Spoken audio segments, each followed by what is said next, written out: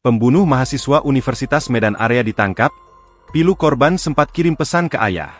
Kasus pembunuhan mahasiswa Universitas Medan Area, UMA, bernama Bonio Raja Gajah, menemui titik terang setelah pelaku ditangkap pada Minggu, 16 November 2025. Pelaku yang belum diungkap identitasnya diduga membawa kabur sepeda motor Honda Vario korban yang kini dijadikan barang bukti. Korban ditemukan tewas di rumahnya di Desa Marindal 2, Kecamatan Patumbak, Deli Serdang, Sumatera Utara pada Jumat, 14 November 2025, lalu.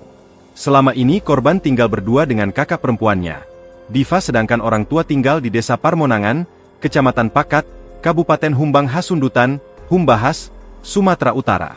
Ayah korban yang bernama Johar merupakan kepala desa Parmonangan.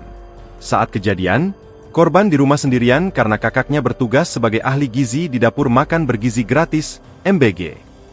Jasad pertama kali ditemukan kakak dalam kondisi bersimbah darah di kamar.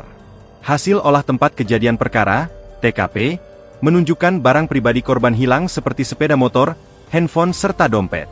Kapolrestabes Medan, Kombes Pol Jin Calvjin Simanjuntak, belum dapat mengungkap kronologi pembunuhan karena pelaku masih diperiksa. Puji Tuhan sudah diamankan semalam, bebernya.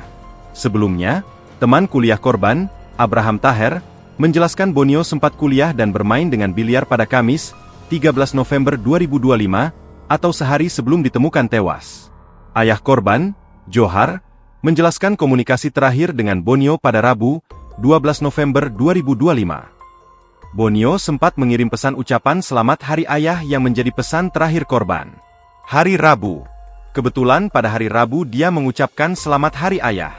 Dibuatnya kalimat yang sangat menyentuh, bebernya.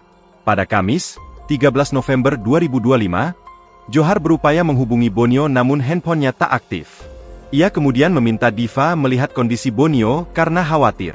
Saat Diva tiba di rumah, kondisinya berantakan dan jasad berada di kamar. Download Tribun X sekarang, menghadirkan lokal menjadi Indonesia.